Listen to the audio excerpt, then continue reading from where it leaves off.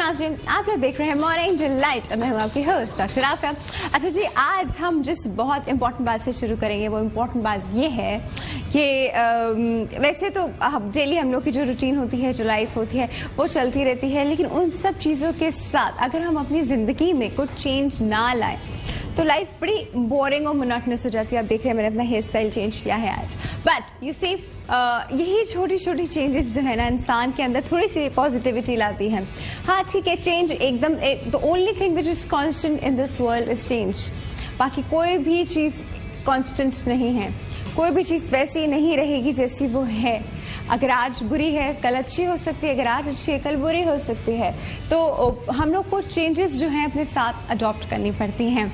अब कुछ लोग चेंजेस नहीं अडॉप्ट कर पाते, कुछ लोग अपने उस होल से बाहर नहीं आ पाते, कुछ लोग एकदम से सर्कमस्टांसेस अच्छे तो खैर किसी को बुरे नहीं लगते, लेकिन बुरे जो हैं वो अडॉप्ट नहीं कर पाते और उसका एक मेंटल स्ट्रेस लेके चले जाते हैं अपने जहन में।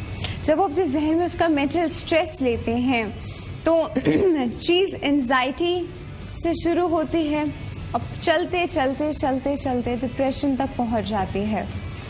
और वो कभी कभी बहुत क्विक भी होता है। बाय द वे, डिपेंड करता है आपके सर्कमस्टांसेस कैसे हैं, आपका सपोर्ट ग्रुप कैसा है, आपके घर वाले कैसे हैं, आपके दोस्त कैसे हैं। बट अगर आपके दोस्त और घर वालों का सपोर्ट ग्रुप ज़्यादा अच्छा ना हो तो इंसान कभी उस चीज़ से बाहर नहीं आ पाता। कभी कभी कोई पॉइंट्स ऐसे होते हैं जहाँ पे आपको मेडिकल हेल्प की सख्त ज़रूरत होती है, लेकिन रियलाइज़ नहीं करते, नहीं ना आप खुद कर पाते हैं, क्योंकि ऑफ कोर्स जो पेशेंट होता है वो तो नहीं कर पाता, लेकिन उसके आसपास सराउंडिंग में जो लोग होते हैं वो ज़रूर रियलाइज़ करते हैं कि देयर इज समथिंग रॉन्ग इस इंसान के साथ। इसको एक साइकेट्रिस्ट या साइकोलॉजिस्ट को दिखाना इस वक्त इम्पॉर्टेंट है। डिप्रेशन एक ऐसी बीमारी है जो आपको अंदर ही अंदर खा जाता है, इसलिए क्योंकि कोई ना कोई आपका एक ऑर्गन जो है वो फॉर नो रीज़न अफेक्ट करेगा। डायबिटीज़ का हो जाना, शुगर का हो जाना, उसके बाद जी ब्लड प्रेशर बढ़ रहा है, कुछ भी कोई प्रॉब्लम नहीं है, ब्लड प्रेशर बढ़ रहा है। ब्लड प्रेशर बढ़ने के बाद जी वो पूरी ओवरऑल उसकी पर्सनालिटी एक डिप्रेसिव पर्सनालिटी होने लगती है। अब डिप्रेशन के साइन एंड सिम्टम्स हैं, 2 हफ्ते से ज़्यादा आप एक फेज़ में ऐसे रहेंगे, आपको कुछ भी अच्छा ना लगे, आपको कुछ खाने का भी अच्छा नहीं लग रहा, आपको जो एक्टिविटीज़ अच्छी लगती थी अब आपको वो भी नहीं अच्छी लग रही, आपको लोग नहीं अच्छे लग रहे, आप तन्हाई में बैठ रहे हैं, आपको फॉर नो रीज़न रोना आ रहा है, फॉर नो रीज़न आप डिप्रेस हैं, आपके अंदर एक इंटरेस्ट और होप ख़त्म हो गई है। कुछ पर्सनालिटी टाइप्स ऐसी होती हैं कि जिनको डिप्रेशन ज़्यादा होता है, वो बहुत सेंसिटिव टाइप्स होती हैं, कुछ लोग ऐसे होते हैं और वो कुछ लोग वो होते हैं जो कि बिल्कुल भी अपने आप को लोगों और चीज़ों के साथ अडॉप्ट नहीं करते, जिनके अंदर थोड़ी सी भी विल पावर नहीं होती, वो डिप्रेशन पेशेंट बन जाते हैं। विल पावर का होना जो है वो अल्लाह ने हर एक को विल पावर दी होती है चीज़ों से फाइट बैक करने की, ओवरकम करने की, और टाइम जो है वो बेस्ट हीलर है। लेकिन कुछ लोग नहीं कर पाते तो वो डिप्रेशन में चले जाते हैं। जो डिप्रेशन में चले जाते हैं फिर उनके लिए एंटी डिप्रेसिव पिल्स होती हैं, उन पिल्स के अपने 10,000 साइड इफ़ेक्ट्स होते हैं। अब मैं आपको आज कुछ ऐसी नेचुरल चीज़ें बताऊंगी कि जब आप वो खाएंगे तो आपका ये जो एक डिप्रेशन वाला फेज़ है ये मिनिमाइज हो जाएगा। जिसमें सबसे टॉप पे आता है जी केला। केला जो है वो बड़ा कमाल का फ्रूट है। पोटेशियम और बाकी चीज़ें होने के साथ साथ वो आपके अंदर डोपामिन रिलीज करता है। Dopamine is a happy hormone जो आपको खुश रखता है, सेरोटोनिन रिलीज करता है। अब ये वो चीज़ें हैं जो कि हमारी बॉडी में जब रिलीज होती हैं तो we feel good, we feel happy, तो इंसान ऑटोमेटिकली जो है वो थोड़ा सा डिप्रेसिव फेज से बाहर आ जाता है। और दूसरा, जो लोग बहुत ज़्यादा हाई ब्लड प्रेशर के पेशेंट्स होते हैं उनको भी कहा जाता है कि पोटेशियम इनरिच चीज़ें खाएं, जिसमें सबसे टॉप पे केला आता है। फिर इसके बाद बादाम। हाँ, बादाम आप किस फॉर्म में खाते हैं? भुने हुए, नमक डले हुए। देखिए, नमक और ये सॉल्टेड और ये सब चीज़ें तो आप बिल्कुल भी मत खाया करें। सॉल्टेड और भुने हुए ये सब इनकी ना थोड़ी जिसे कहते हैं क्वालिटीज़ वैसी ख़राब हो जाती हैं। रॉ फॉर्म में खाया करें बादाम, वैसे होता भी इतना डिलीशियस है, पता भी नहीं चलता। इसके छिलके, ब्राउन छिलके के साथ आप बादाम खाएं। जितना बादाम खाएंगे उतना आपके अंदर जो है एक अच्छी फीलिंग्स आएंगी, you will feel good and आप उस डिप्रेसिव फेस से बाहर आएंगे। दो तो मतलब ऐसी कॉमन चीज़ें हैं जो हर घर में ही अवेलेबल होती हैं। इसके बाद एवोकाडोस, हाँ हमारी सोसाइटी में एवोकाडोस यहाँ ना ग्रो होते हैं, इंपोर्ट ज़रूर होते हैं लेकिन ग्रो नहीं होते, तो कुछ अच्छे स्टोर्स में मिल जाते हैं, इसलिए मैं इसे इतना जोर नहीं दूंगी क्योंकि हर कोई एवोकाडोस नहीं ले सकता, खा नहीं सकता, तो दिस नो पॉइंट। ठीक है, चॉकलेट है ना, डार्क चॉकलेट, इसमें जो कोकोआ होता है, द कोको पाउडर, जिसमें हम लोग कभी ब्राउनी और ये केक, तो चॉकलेट फज केक, वो पाउडर नहीं, जो प्योर ये डार्क चॉकलेट की बार होती है। देखिए, एक होता है मिल्क चॉकलेट, एक होता है डार्क चॉकलेट। डार्क चॉकलेट थोड़ी सी कड़वी भी होती है, लेकिन डार्क चॉकलेट के इतने हेल्थ बेनिफिट्स हैं कि आप अगर डार्क चॉकलेट खाना शुरू, ये वाहिद चॉकलेट है जिसको कोई मना नहीं करेगा आपको, खाएं इस चॉकलेट को खाएं। इस चॉकलेट के इतने ज़्यादा हेल्थ बेनिफिट्स हैं, इसमें एंटीऑक्सीडेंट्स हैं, इसमें मैग्नीशियम है, इसमें आपको खुश करने की वो सारी चीज़ें हैं, जैसे हम कहते हैं कि डोपामिन भी रिलीज़ कराएगा, सेरोटोनिन भी रिलीज़ कराएगा, पोटेशियम मैग्नीशियम भी मिलेगा, और क्या चाहिए आपको, ये हर हिसाब से जो है आपकी ओवरऑल बॉडी के लिए बड़ा इंपॉर्टेंट है, तो आप ये ज़रूर खाइए। स्पिनच में फॉलिक एसिड होता है। फॉलिक एसिड अक्सर डिप्रेशन पेशेंट्स के अंदर देखा गया है कि उनमें फॉलिक एसिड की कमी होती है, तो ऑफ कोर्स जब और फॉलिक एसिड की कमी उनको मज़ीद डिप्रेसिव फेज में लेके जा रही होती है, तो जब वो स्पिनच अपनी डाइट में अच्छी लेते हैं, स्पिनच का मतलब है पालक किसी भी फॉर्म में, अभी आप पालक के पकौड़े भी बाय द वे खाने वाले हैं, तो ये पालक जो है ये बड़ी इंपॉर्टेंट है। इसके बाद एक ख़ास मछली जिसे सैल्मन कहते हैं, ये हर जगह मिलती है, जगह जगह मिलती है, बड़ी कॉमन है। ये वाली मछली आप जितनी खाएंगे उतना आपकी हेल्थ के लिए अच्छा होगा। और सबसे आखिर में एक pure green tea, not the green T V usually gate, वो कैफिनेटेड होती है। एक प्योर ग्रीन टी जो है, क्योंकि उसमें भी हर वो चीज़ होती है जो कि हमारी बॉडी को खुश रखने और हेल्दी, स्मार्ट और यंग रखने के काम आती है। तो ये 4-5 चीज़ें अपनी ज़िंदगी में शामिल करें और डिप्रेशन से फाइट बैक करें। आप क्यों नहीं कर सकता, अल्लाह ने आपको इतनी हिम्मत दी है, आप खुद ही हिम्मत लूज़ कर जाते हैं। एक छोटी सी ब्रेक है व्यूअर्स, और ब्रेक।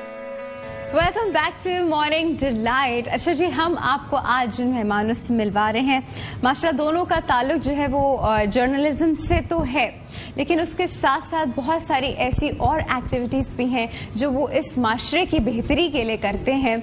उसके मेंबर भी हैं, कोशिशें भी करते हैं, सेमिनार्स भी कराते हैं, अवेयरनेस भी क्रिएट करते हैं।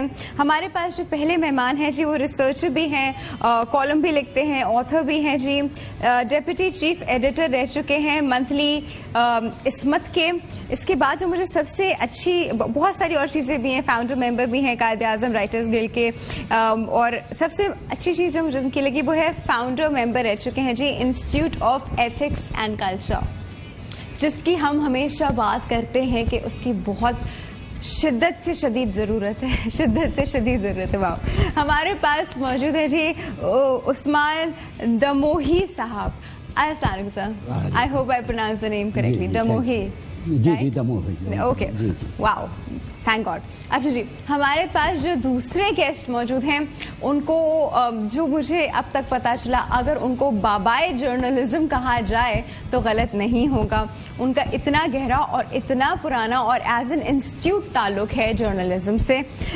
इसके साथ डेली सिटीजन न्यूज़ कराची में भी मौजूद होते हैं जी, वहाँ के एडिटर हैं नेमतुल्लाह बुखारी साहब। अस्सलाम साहब, कैसे हैं आप? बिल्कुल ठीक ठाक। बाबाए जर्नलिज्म सर, जर्नलिज्म कहते हैं, वरना हम इस काबिल का है, हम तो खुद सीख रहे हैं।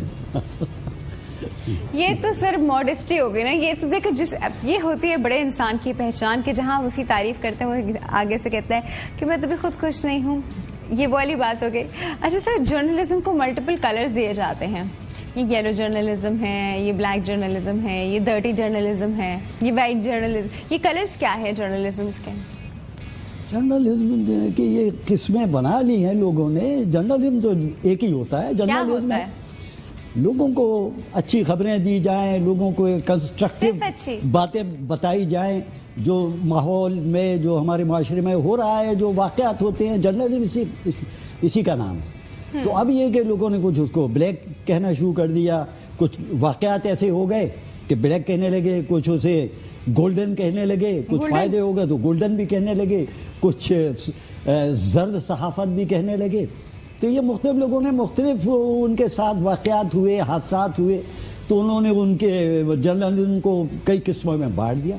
हालांकि ये किस्मों में बांटने की चीज़ नहीं है, ये एक ही है। जर्नलिज्म जो है वो एक ही है, और वो ये है कि ये एक बहुत ही मोहतरम और बहुत ही मुअज़्ज़ज़ पेशा है, जो कि हर जर्नलिज्म जो है वो जर्नलिस्ट जो है वो मतलब माशरे को जो हादसा वाक़यात होती हैं वो उनकी मतलब ख़बरें लोगों को वैसी की वैसी पहुंचाता है। वो उसमें कोई तोड़ मरोड़ नहीं वो करता, और अगर वो तोड़ मरोड़ करता है, कुछ चीज़ें छुपाता है, फिर हम कहते हैं कि ये ब्लैक जर्नलिज्म हो गया। छुपाता है या बहुत एग्जैजरेट करता है, दोनों चीज़ें हो गई ना। हम तो अक्सर बहुत एग्जैजरेटेड न्यूज़ देखते हैं। हम लोग जिस तरह टीवी पे खुदा हो कोई एक न्यूज़ आई कि कहीं पे कोई बॉम्ब ब्लास्ट हुआ, तो वो एक होता है ना तमीज़ का तरीका कि आके बताएं कि जी यहाँ पे एक बॉम्ब ब्लास्ट की रिपोर्ट है, और हम जब डिटेल्स आएंगे तो हम आपको बता देंगे, दिस इज़ इट, राइट। हम आपको बताते चले कि यहाँ पे एक बम का धमाका हुआ है जी, बम के धमाके में लोग कितने लोग शहीद हुए हैं हम आपको थोड़ी देर बताएंगे, लेकिन हम आपको दोबारा बताते चले कि यहाँ बम का धमाका हुआ है। खुदा के लिए भैया हो गया ना, ठीक है, जी रिलैक्स, लोगों में परेशानियां मत फैलाओ। जी जी सर नहीं, उसकी वजह ये है, देखिए इस जब से इलेक्ट्रॉनिक मीडिया फ्री हुआ है पाकिस्तान में, क्या फ्री हुआ है सर? आप से बाहर हो गए क्या? सूरत हाल ये हुई है कि अब वो रेटिंग की जंग चल रही है, तो जो जितना ज्यादा चीखता है उसके रेट्स जो ना ऊपर जाते हैं, उसके पॉइंट्स ऊपर जाते हैं, और इसी चक्कर में लोगों को एक जमाने में हिरास में ऊंची आवाज में बात करना और चीखना बुरे मैनर्स में आता था।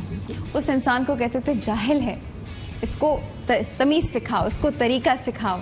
तो आज हम लोग जिस हिसाब से टीवी में जर्नलिज्म में जो देख रही होती हूँ सर, तो हमें तो तमीज़ और लिहाज सिखाने की दोबारा ज़रूरत आ गई, ऐसा नहीं लगता? बता रहा हूँ कि हम जब प्रेस क्लब में हमारी एंट्री हुई तो जो उस वक्त के सीनियर्स थे उनके सामने जब हम लोग गए तो उन्होंने पहले ये कहा कि देखो भैया ये प्रेस क्लब है, यहाँ पर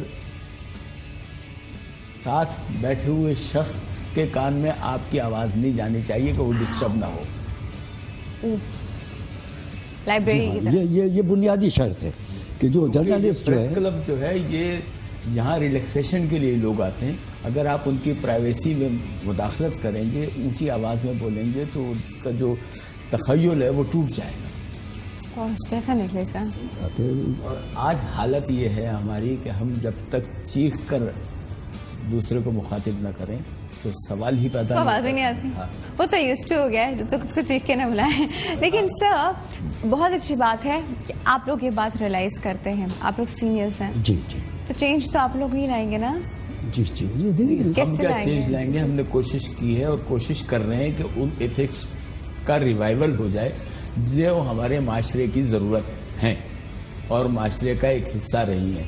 लेकिन अब सूरत हाल ये है कि जैसे जैसे मीडिया के मुख्तलिफ शोबों में तब्दीलियाँ आ रही हैं, ऊंचा बोलने वाले जो हैं उनको पसंद किया जा रहा है, उनकी रेटिंग बढ़ रही है। जो धीमे लहजे में बात करते हैं उन लोग कहते हैं कि ये ज़्यादा बेवकूफ़ लोग, इनको पता ही कुछ नहीं है। इस जदीद तरीन दौर में, तेज़ दौर में जो है ना इतना आहिस्ते गुफ्तगू करते हैं कि पड़ोस में किसी को पता ही ना चले कि क्या हो रहा है। तो फायदा क्या है इस हुजूम में? तो जब तक मतलब ऐसे बात करो कि शोर शराबा हो जाए। हाँ। और आपको सारी अटेंशन वहां पे चली जाए, विच इज रॉन्ग। एनीवे ये रॉन्ग है, बिल्कुल रॉन्ग, बिल्कुल रॉन्ग है। मतलब लेकिन आजकल शोर शराबे का नाम ही मीडिया है, और अगर शोर शराबा नहीं है तो मीडिया कुछ नहीं है। वो जैसे अभी आपने बताया कि कोई भी जिस जमाने की मीडिया के वैसे रिलेटेड है ना, 65, 67, वो ब्लैक एंड व्हाइट, क्या उस जमाने में शोर शराबा करके करते थे आप लोग मीडिया? नहीं ना जी, ऐसा शोर शराबा। बल्कि मेरा तो ताल्लुक जो चूंकि फिल्म ट्रेड से भी रहा है, प्रिंट मीडिया से भी रहा है, इलेक्ट्रॉनिक मीडिया से भी रहा है, तो हमने तो हर जगह बिल्कुल मुख्तलिफ मुझे उस वक्त सिर्फ एक चीज याद है, और ये शादी नहीं हो सकती। This was the only loud sentence, that's it. वो गंडासा होता था हाथ में बस। हमारे यहाँ क्राइम रिपोर्टर्स के लिए जो एक हमारे क्राइम रिपोर्टर भी एक इनविजिबल गंडासा लेके खड़े होते हैं। हम उस वक्त अगर कोई बहुत बड़ी बात होती तो उस वक्त ये कलाशिनकोव का कल्चर नहीं था, कुछ नहीं था उस वक्त। अगर कोई कत्ल की वारदात होती थी तो कहता था खंजर मार कर जो ना फरार हो गया, तो ये खंजर लहराता हुआ फरार हो गया। ये उसके लिए बहुत बड़ा जो ना ऑप्शन होता था कि वो अपनी खबर के अंदर ये कि खंजर लहराता हुआ फरार हो। बहुत बड़ी बात होती थी कि खंजर भी अगर निकल आए, उस जमाने में तो खंजर भी देखने में नहीं आता था, और ये इस तरह की वारदातें नहीं होती थी। अर्ली 70s तक इस किस्म के कोई ऐसे वारदात नहीं थी। सर मैं आपने माशाल्लाह कराची पे बहुत रिसर्च की है। जी, हम सब ने अक्सर और बेशतर ऐसी पिक्चर्स और ऐसी चीजें देखी हैं जिसको देख के समझ नहीं आता कि हैं ये भी पाकिस्तान था क्या। मतलब वाओ, जो हम चाहते हैं कि पाकिस्तान वैसा हो, पाकिस्तान वैसा था। तो what has happened after this sir? ये हमें क्या हो गया उस वक्त के बाद से? अब हम क्या बन गए? जी हाँ, बिल्कुल माशाल्लाह। स्पेशली कराची की जो मैं पिक्चर्स देखती हूँ, पाकिस्तान में डिसिप्लिन था। फॉरेनर्स आए हुए और आराम से लेडी डियाना जो इतने लोगों के बीच में खड़ी हुई है, कोई मसला नहीं है। ये आ रहा है तो क्वीन एलिजाबेथ आई हुई है, तो अब तो कोई सोच नहीं सकता ना। आप तसव्वुर करेंगी कि मैंने खुद क्वीन एलिजाबेथ को और ड्यूक ऑफ एडिनबरा को और आइजनहावर को इस तरह 10-12 फुट के फासले से देखा। जी, मैंने मलका एलिजाबेथ को देखा 2 फीट के फासले पर। वो जमाना भी था कि वहाँ न पुलिस होती थी न कुछ होती। पुलिस अपनी जगह पर होती थी, लेकिन ये पब्लिक सामने खड़ी होती थी फुटपाथ पर। और ये जो सरबराहान जो पाकिस्तान का दौर करते थे, वो सड़क पर बिल्कुल अब गाड़ी में, वो खुली गाड़ी होती थी, और इतना कोई जी हाँ सेफ्टी और सिक्योरिटी वाले और बंदूक और तोप, ये कुछ भी नहीं होता था। बिल्कुल ये भी हमने मंजर देखेंगे। तो अब ये हालात जो है ना बिगड़ते डिटोरिएशन, ये नीचे चीजें दुनिया में यूं होती हैं, यूं नहीं होती है। बिल्डिंग पहले यूं होती थी, अब वो यूं होती है। तो अब हम एक्चुअली देखते हैं यूं हो गई है। हमारे यहाँ वही बात है कि एथिक्स इसके पीछे कोई बहुत बड़ा प्रोपेगेंडा है। ये ऐसे नहीं हो सकता। दुनिया में ममालिक तरक्की करते हैं, बदहाली की तरफ नहीं आते। जो बदहाली की तरफ आने की वजह है, उसके पीछे कोई बहुत बड़ा प्रोपेगेंडा है, कोई बहुत बड़ी सोर्स है, कोई ऐसा लग रहा है somebody else is ruling us। सामने कोई और फिगर्स हैं और पीछे कोई और फिगर्स हैं। सबसे बड़ा मसला जो वो यहाँ का है माशी मसला।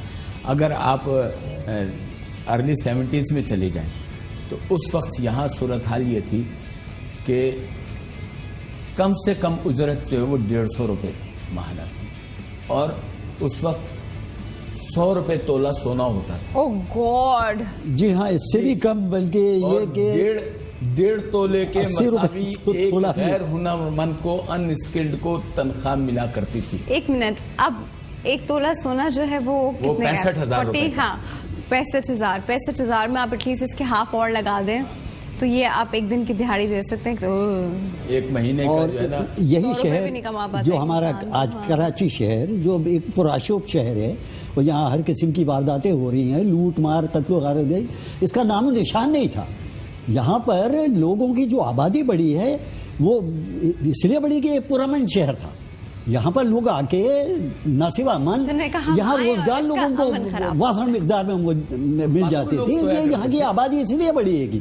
लेकिन जब से यहाँ पर कत्लो गारत गरी शुरू हुई, लूट मार ये वो, तो यहाँ के कुछ लोग तो ऐसे भी थे जो यहाँ से वापस भी गए हैं। सर मुझे एक बात बताएं, एक सीधी सादी कौम, एक सीधी सादी अप्रोच, एक सीधी सादी उनकी घरेलू सी ट्रेनिंग, उसमें कत्लो गारत और सब तो उनको नहीं आता था, तो ये कौन सीख कर आया और सिखाया?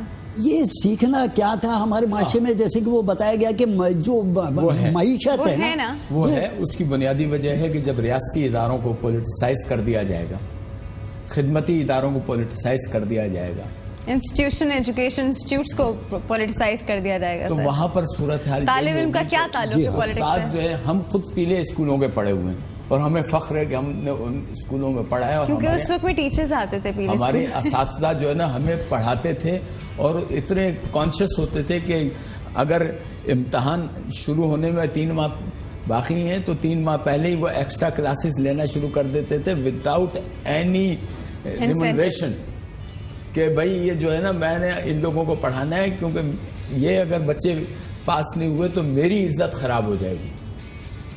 आज हालत अच्छा, ये है कि अब सर चले, उस्ताद को कुछ आता ही नहीं है पढ़ना। ये सब हालात, आज ये हालत है, वो हालत थी, आज ये हालत है, ये बातें तो हम रोजाना ही करते हैं। पर हम लोग जिस चीज़ की हमको ज़रूरत है अब बहुत सख्ती से, वो ये है कि इसका सोल्यूशन क्या है।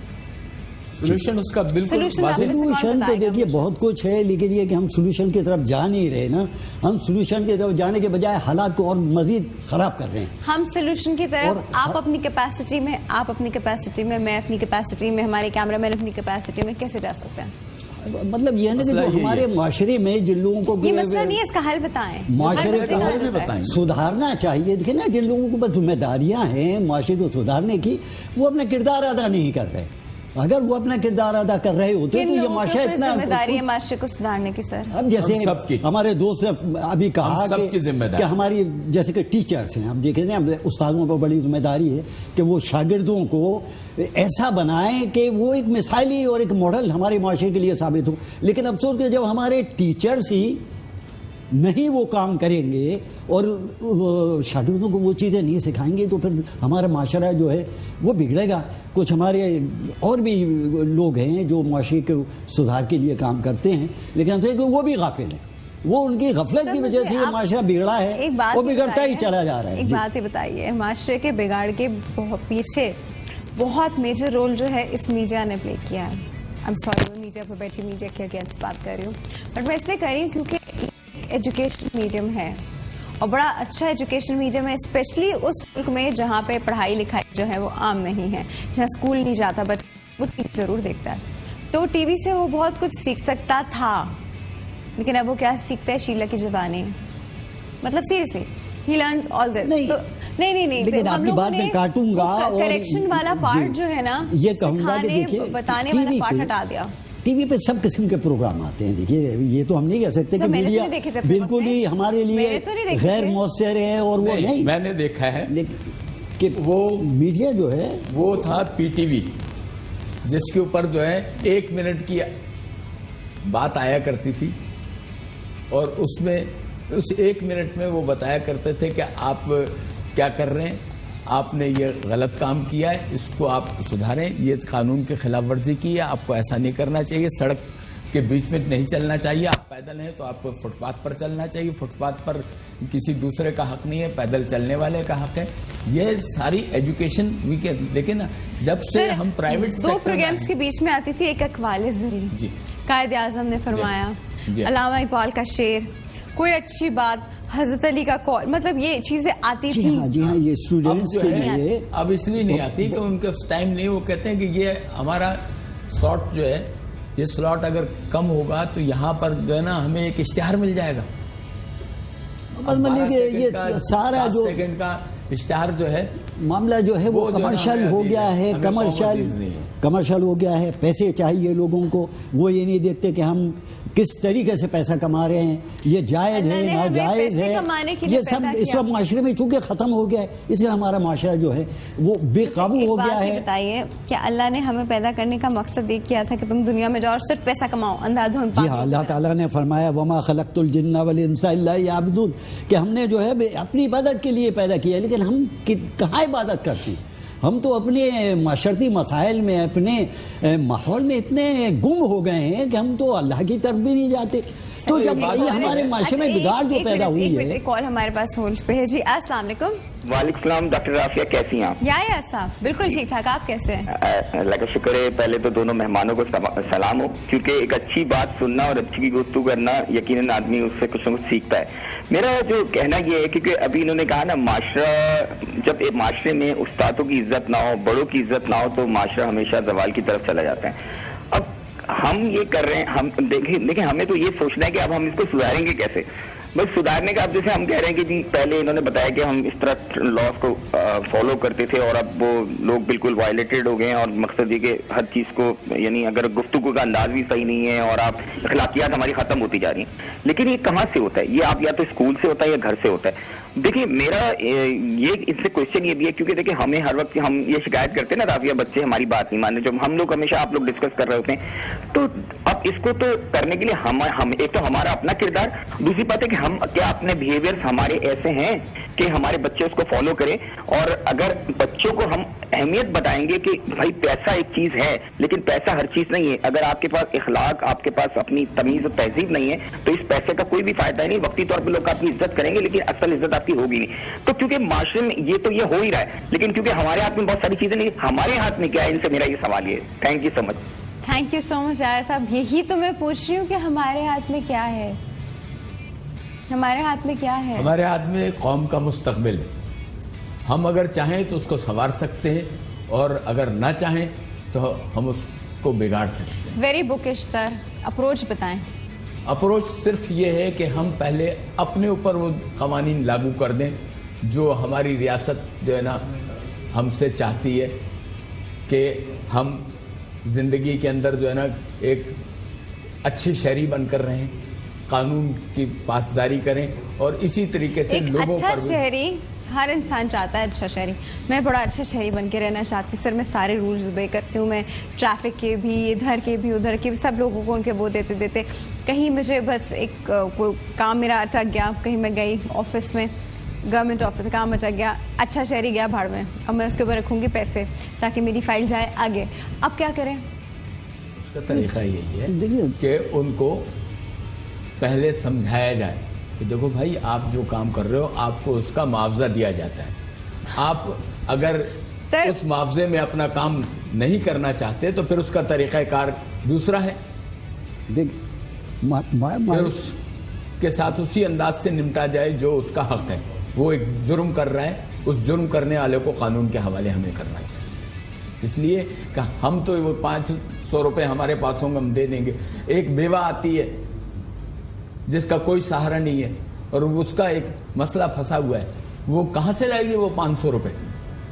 मैं अपनी बात नहीं कर रहा हूँ। एक कुदरतुल्लाह साहब डिप्टी कमिश्नर हुआ करते थे, बाद में वो सेक्रेटरी इत्तलात भी रहे और बहुत अच्छे राइटर भी थे, राइटर्स गिल्ड के सेक्रेटरी जनरल भी थे पहले।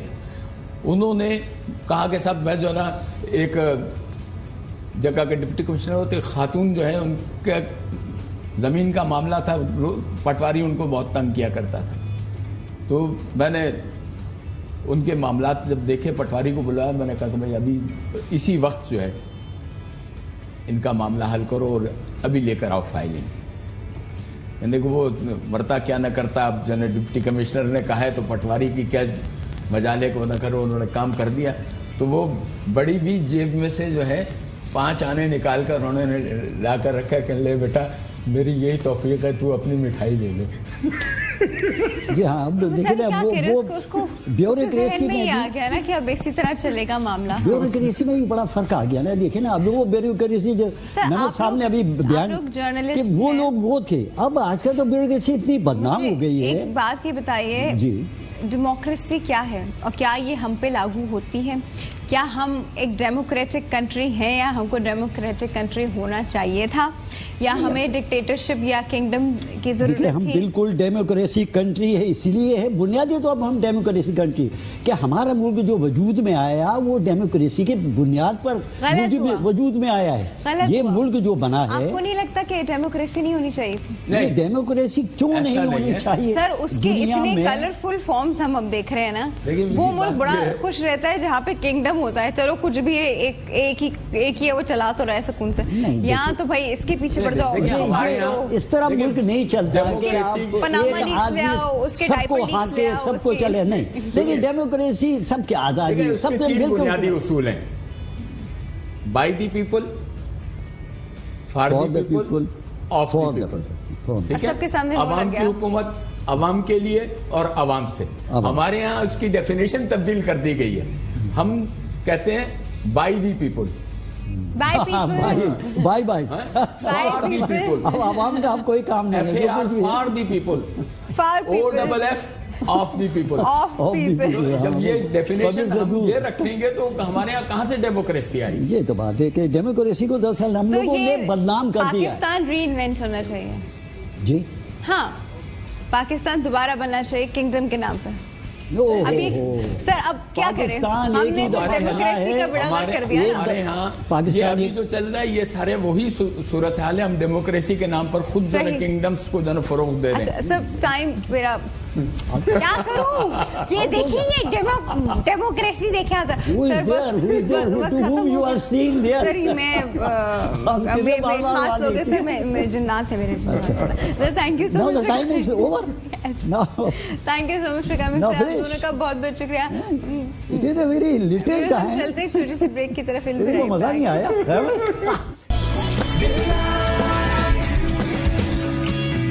Welcome back to morning delight. जी अब हमारे पास जो दो गेस्ट मौजूद हैं दोनों माशाल्लाह अपनी अपनी फील्ड्स में जो है वो काफ़ी प्रोग्रेस कर रहे हैं और अच्छी बात है। बड़ी अच्छी हमारे पास जो पहली गेस्ट मौजूद हैं शी इज़ फ्रॉम यूके और Pakistan I on special purpose to fight back cancer और वो कैंसर पेशेंट्स के लिए क्या कर रही हैं, कैंसर के प्रिवेंशन के लिए क्या कर रही है, अवेयरनेस कैसे क्रिएट कर रही हैं, ये सब हम उन्हीं से पूछेंगे। हमारे पास मौजूद है जी खदीजा बकाली। अस्सलाम वालेकुम, कैसी हैं आप? अल्हम्दुलिल्लाह बिल्कुल ठीक ठाक। मैम हम आपसे बिल्कुल इस हवाले से बिल्कुल बात करेंगे, लेकिन हमारे पास जो दूसरे गेस्ट हैं उनसे भी मिलवाते चलें। अच्छा जी, मैं इनको बहुत अच्छे से जानती हूँ बस और मैं और ज़्यादा इनको तंग नहीं करूँगी। Actually he was junior in my college, I know नहीं मतलब हम अभी तो पास आउट हुए हैं, मतलब कोई ज़्यादा पुराने नहीं है। एनीवे हमारे पास मौजूद है जी डॉक्टर साकिब मिन्हास। अस्सलाम डॉक्टर साकिब, कैसे हैं आप? मैं बिल्कुल ठीक, आप कैसी हैं? मैं बिल्कुल ठीक ठाक हूँ। मुझे अभी तक वो फर्स्ट डे वाला साकिब याद है। एनीवे आज माशाल्लाह आप full fledged dentist working as an implantologist as well. बड़ी बात है, बहुत अच्छी बात है। This is very nice, I am really impressed. Ma'am सबसे पहले हम आपसे बात शुरू करेंगे। You're here on purpose. What is the purpose? The purpose is actually cancer ने मुझे ज़िंदगी में 3 बार सताया है। Ouch. फर्स्ट टाइम वो मेरे डैड की डेथ हो गई थी और उसी वक्त मैं थोड़ा सोचती थी कि कैंसर से बंदा मरता नहीं है, there is something we can do for it. लेकिन उस वक्त अपनी फैमिली भी किस ज़माने की बात है? ये है 1995 की। It was cancer of lungs. lung cancer. और उस वक्त मैं अपनी फैमिली में मसरूफ़ थी। उसी वक्त मेरा दूसरा बेबी हुआ, तो उस वक्त तो मैंने इसको इतना सीरियसली नहीं लिया, बस वो सह जाने वाली जो हमारी आदत होती है वही सब कुछ हुआ। फिर इसके बाद 2003 में मैं खुद ब्रेस्ट कैंसर का शिकार हुई। ओके। एंड इसके बाद यहाँ मेरा इलाज हुआ जिसमें मेरी फैमिली, मेरे शौहर। अब यहीं थी या यूके में थी? नहीं, उस वक्त मैं यहाँ थी। उस वक्त मैं यहाँ थी और अल्हम्दुलिल्लाह मैं ये कहूँगी कि हमारे डॉक्टर्स ने मेरी ट्रीटमेंट बहुत अच्छी की। Doctor Rufina Soomro, doctor Javed Malik. और इस हवाले से मैं ये भी कहूँगी कि जैसे कि हम कहते हैं कि हमारे यहाँ इंसानियत नहीं है और डॉक्टर्स तो काटने को दौड़ते हैं, ऐसा नहीं किया था उन्होंने। डॉक्टर जावेद मलिक जो थे वो हमसे ज़्यादा हमारे लिए परेशान होते थे। इसके बाद फिर 2005 में थोड़ा सा डॉक्टर्स को डाउट हुआ कि it's alteration in your another breast and आपको दोबारा भी हो सकता है। और लकीली मेरे हस्बैंड ब्रिटिश नेशनल थे, स्टिल हैं नेशनल, तो उन्होंने डिसाइड किया कि अब ये वक्त आ गया है कि हमें कोई बोल्ड डिसीजन लेना पड़ेगा। बच्चियाँ मेरी छोटी थी, एक 10 साल की थी, एक 15 साल की थी, लेकिन बड़े हौसले के साथ और हिम्मत के साथ हमने डिसीजन लिया और हम रीलोकेट हो गए 2005 में यूके में। फिर वहाँ का मैंने एक्सपीरियंस लिया और यहाँ से जाते के साथ ही मेरा वो मिशन भी स्टार्ट हो गया और मैंने मैकमिलन कैंसर रिसर्च के साथ और ब्रेस्ट केयर यूनिट के साथ 2-2 घंटे हफ्ते में वॉलंटियर या फी सबीलिल्लाह देना शुरू कर दिया अपनी जॉब्स के आउटसाइड। और मैकमिलन के थ्रू मुझे बहुत सारी ट्रेनिंग मिली, बहुत सारे कोर्सेज उन्होंने मुझे करवाए और फाइनली मुझे पेनी ब्राउन फैसिलिटेटर की अपॉर्चुनिटी मिली। Very nice. और अब आप बेसिकली करती क्या थे? अब मैं इसी बात पे आ रही हूँ कि पेनी ब्राउन में एकदम से this is a completely different thing, you know. So Penney brown में ये होता है कि वहाँ पर होलिस्टिक अप्रोच अप्लाई की जाती है, टू द कैंडिडेट नहीं किया जाता। उसको इमोशनली, साइकोलॉजिकली, रिलेशनशिप वाइज, और चूंकि इंग्लैंड एक वेलफेयर स्टेट है तो वहाँ तो वो फाइनेंशियल सपोर्ट भी करते हैं। मैंने वहाँ जितना भी काम किया, साल किया, बगैर पैसे के किया, हर वक्त मेरे दिमाग में एक ही चीज़ होती थी कि मैं यहाँ इन लोगों को इतना सर्व कर रही हूँ। और हर कोर्स के बाद जो फीडबैक्स मिलते थे कि मार्वलस, वाव, अमेजिंग, और मेरे दिमाग में हर कोर्स के एंड में यही बात होती थी कि ये मैं कब अपने वतन में करूँगी। और ये मिशन मेरे हस्बैंड की मदद से मैंने 2 साल पहले शुरू किया, लेकिन हर चीज़ में वक्त। आपकी इनिशियली आपकी जॉब क्या थी? Initially I was a health and wellbeing adviser. अच्छा, you already kind of related to it. हाँ। अब मुझे ये बताइए कि बिकॉज आपको 3 बार इसने हिट किया, that means you do it, पर आपने इसके पॉजिटिव एजेंट्स पे काम किया कि क्या रीजंस हैं? आपके साथ क्या फेमिलियल है या क्योंकि आपके फादर को हुआ इस वजह से आपको हो गया? कुछ लोग की फैमिली में बिल्कुल भी नहीं होता, एक रैंडमली एक इंसान को कहीं से हो जाता है। तो आपने what is your research about this उस रीजन में और इस रीजन में? रिसर्च तो की मैंने भी और बहुत मैंने इसके ऊपर सोचा भी। तो बात मेरे जहन में ये आई कि दुनिया में 3 चीज़ें होती हैं। एक चीज़ आपके अपने इख्तियार में होती है जो आप करो, जो कि मैं करती रही, सारी ज़िंदगी करती रही। इस कैंसर से पहले भी हमारी फैमिली माशाल्लाह पढ़े लिखे लोग थे सब। तो जो हमारी चीज़ें होती हैं, हेल्दी लाइफस्टाइल हमने हमेशा से रखा। सेकंड चीज़ होती है जो किसी दूसरे के हाथ में होती है। उसमें आपको ये होता है कि आपने डॉक्टर्स के पास जाना है, तो जब जब ज़रूरत हुई हम गए, सब कुछ किया। लेकिन कुछ चीज़ें ऐसी होती हैं जो किसी के इख्तियार में नहीं होती। तो मेरे साथ 2 दफ़ा तो जो मेरे पर्सनल साथ हुआ है उसको मैं यही कहती हूँ कि whatever we do we have to believe, हमारा यकीन होना चाहिए कि कुछ चीज़ें हमारे इख्तियार में नहीं हैं। फर्स्ट टाइम जो हुआ उसमें मेरे वालिद साहब सिगरेट नोशी करते फरमाते थे, तो वो समझते भी थे, बाद में उन्होंने छोड़ भी दी, but it was too late. तो आज भी मैं अपने पेशेंट्स को यही कहती हूँ कि आप अपना काम कर लें। जैसे सैटरडे को मैंने आज़म बस्ती में 70 लेडीज़ को एक प्रेजेंटेशन दी, और जाहिर है वो बड़ा ही लो प्रोफाइल एरिया है, और वहाँ पे हम ये नहीं कह सकते कि you do this and you do that. तो उनको मैंने उन्हीं के हिसाब से यही समझाया कि मैं यहाँ आपको डराने नहीं आई हूँ। समझी, काफ़ी समझी। और व्हाट्सएप पे मुझे मैसेजेस आना अभी से शुरू हो गए। हालांकि मैंने इनको कहा था कि मैं 25 को लौटूंगी, इसके बाद मैं आपको रिस्पॉन्स करूँगी। तो मेरा मिशन तो हमेशा ज़िंदगी में ये रहा है कि मैं वॉलंटियर काम कुछ भी करती हूँ और 100 लोगों को मैं अटेंड करती हूँ, उसमें से अगर 2 भी फ़ायदा उठा लें तो मेरा काम हो गया। सही बात है, that's a very nice spirit, इस तरह की अवेयरनेस क्रिएट करना। पर जब भी इंसान अवेयरनेस क्रिएट करता है तो बड़ी एक दीवार उसके सामने आ जाती है, जो लगता है कि कभी कभी वो उस दीवार से सर मार रहा है। सीरियसली इतनी बातें, इतने एक्सक्यूजेस आपको सामने से सुनने को मिलते हैं। वो भी तो करते थे, वो भी तो होता था, तो हमेशा से होता आ रहा है। हमारे बाप दादा भी तो करते थे, उनको तो कुछ नहीं हुआ। इन्होंने भी तो की, देखिए इनकी उम्र देखिए, इज़ परफेक्टली फाइन। इससे कुछ नहीं होता, इससे सिर्फ ये है। मतलब 10,000 किस्म की आपको चीज़ें सुनने को मिलती हैं कि एक पॉइंट पे you go like okay do it, जो तुम्हारा दिल चाह रहा है जाओ करो। गॉड फॉरबिड पर कुछ हो जाता है तो दे रियलाइज, बट अगर नहीं होता तो बस मामला चलता रहता है, फिर वो जनरेशन में आके चलता रहता है। अच्छा, एक कॉल है पहले हमारे पास, हम उनसे बात करेंगे। अस्सलाम वालेकुम। अस्सलाम वालेकुम बेटा। जी साहब। कैसी हैं बेटा? मैं बिल्कुल ठीक ठाक हूँ, आप कैसे हैं? आपका पर्सनल नंबर मुझसे मिस हो गया है, अगर एक हो तो रिंग बजा दे ताकि मैं दोबारा डाल दूं। ऑनर तो नहीं बता सकती मैं आपको, कॉल कर लेंगे। मतलब मुझे मेरे पोस्ट पे रिंग कर दीजिएगा, ठीक है, तो नंबर आ जाएगा। अच्छा, दूसरी बात, डॉक्टर साहब बैठी है और डॉक्टर साहब बैठे हैं, इनको आपकी जूनियर है, बहरहाल नहीं सीनियर ऐसी ये आपकी पुलिस है, बहरहाल मुबारक हो। और डॉक्टर से एक सवाल करना है कि डॉक्टर ने माशाल्लाह खुद भी पेशेंट रही है, शिकार रही है। आजकल एक चीज बहुत आम हो गई है कि कैंसर एक्चुअली कोई डिजीज है, ये बहुत ज्यादा फेमस हो रहा है। सही। अच्छा, आई थिंक इनकी कॉल ड्रॉप हो गई, लेकिन मैं इनकी बात समझ गई। वो ये कह रहे थे कि आजकल एक चीज़ बहुत कॉमनली, बहुत आराम से वो लोग बात भी कर रहे हैं, और इस हवाले से प्रेजेंटेशन भी हम लोग देखते हैं कि cancer itself is not a disease. ये खुद एक डिजीज़ नहीं है, ये एक क्रिएटेड चीज़ है।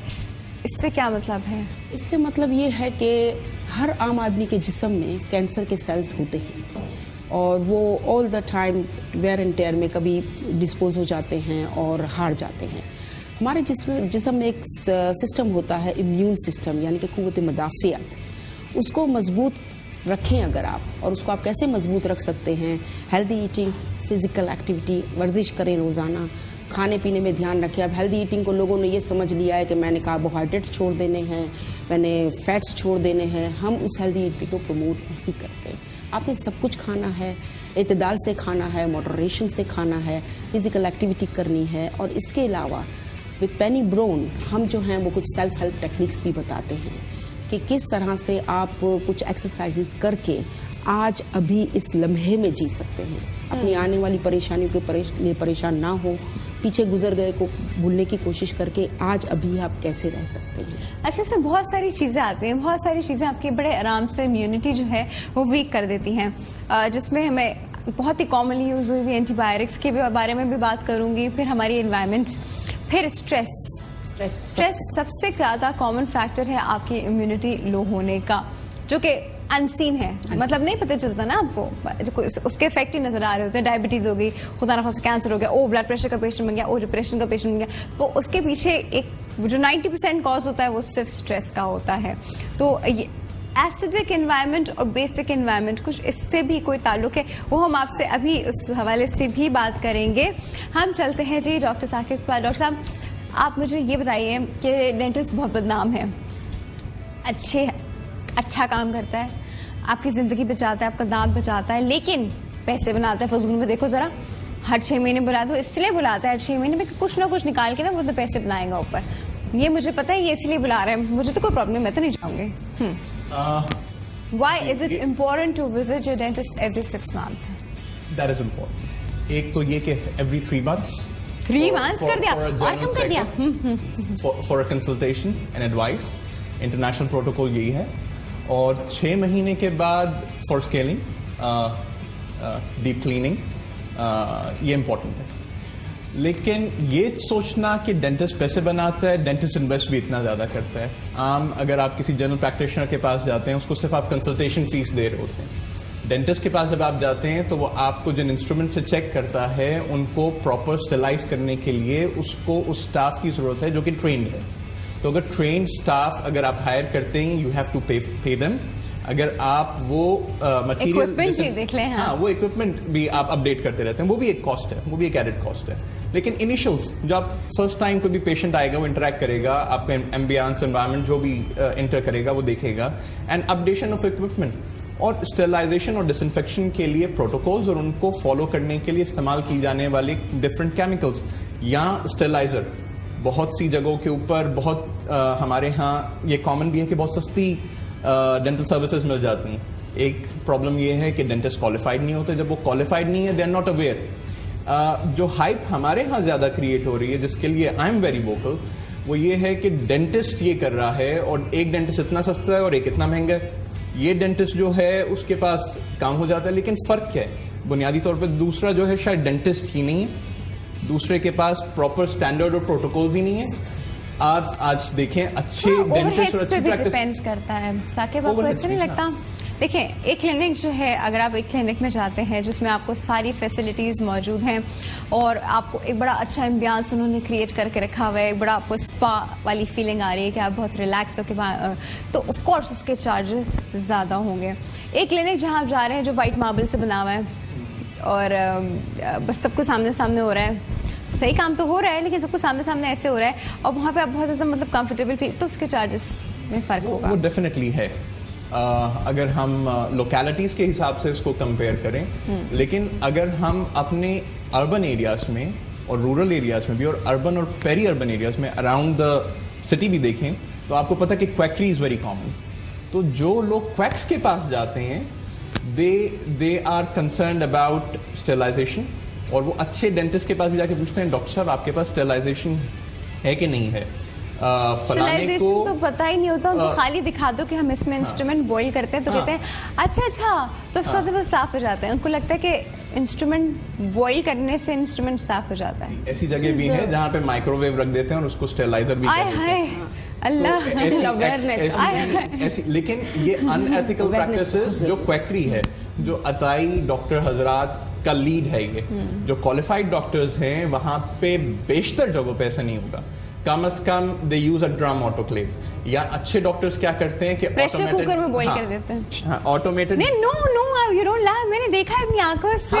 बिल्कुल, प्रेशर कुकर में मैंने बॉईल होते हुए इंस्ट्रूमेंट्स देखे हैं। और हमारे माशरे की सबसे बड़ी बदनसीबी ये कि वो जो गैप है ना अमीर से अमीर तर और गरीब से गरीब तर का, उसकी वजह से ये सारे मसाइल ज्यादा होते हैं। वो सोचते हैं मेरे पास 1000 रुपया तो नहीं है, चलो मैं 100 रुपए वाली के पास चली जाऊं, कम से कम कुछ ठीक तो काम तो हो जाएगा, दर्द से तो निजात मिलेगी।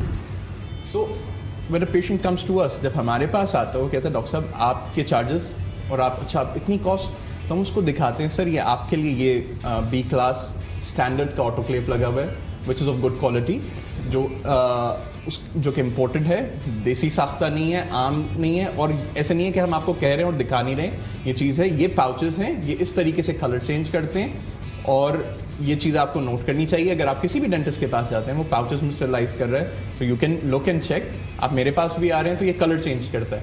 मजीद disinfectants we show them, we have them visible all the time. Patients move तो हम we spray whatever we can. तो ये चीज़ें हैं। तो जब हम इन ओवरहेड्स को हम कैलकुलेट करते हैं तो we bear the cost around 70 to 80% with everything. So dentists are expensive in that regard and they may be making money. So some do. है तो प्रोफेशन ना, मतलब घर तो चलाना है ना उन्होंने अपना कोई 8-10 लाख की डिग्री उन्होंने की है, उसके बाद उन्होंने अपना घर भी चलाना है, तो वो लोग कुछ तो वो कमाएंगे ना। आप नहीं कमाने के लिए जॉब करते मतलब मेक सेंस। मतलब तो कोई भी डॉक्टर नहीं बैठा ना चैरिटी काम करने के लिए, लोग फिर भी करते हैं। I have seen people doing it once a week, charity कर लिया। Like me, I am doing 4 hours a week to charity, and at the same time I am having a paid job which helps me in managing my own cost. That's your soul. आपकी soul इस तरह की inclined है, हर एक की नहीं होती है। And that is for the clinicians as well. कि जितने भी practicing consultants हैं या dentists हैं, उनके पास जो patient जाते हैं, they inform them कि we can't afford. So either they give discount to whatever they can easily pay, or free of cost. तो ये at times. तो दिस इज ये सोसाइटी का जनरल एक्सपीरियंस है। अच्छा, एक छोटी सी ब्रेक है viewers, will be right back. Welcome back to morning delight. जी हम बात कर रहे हैं, अच्छा दोनों तरफ जो बात जो है वो कम्प्लीटली मेडिकल के हवाले से चल रही है। मैम जो है वो कैंसर के हवाले से बात कर रही हैं, और डॉक्टर साकिब जो हैं वो भी आपको अब थोड़ा सा कैंसर के से रिलेटेड चीज़ें ज़रूर बताएंगे।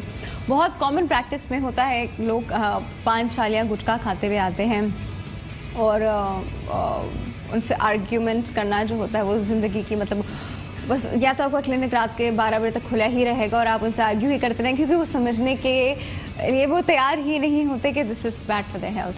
डॉक्टर साकिब आप क्या करते हैं?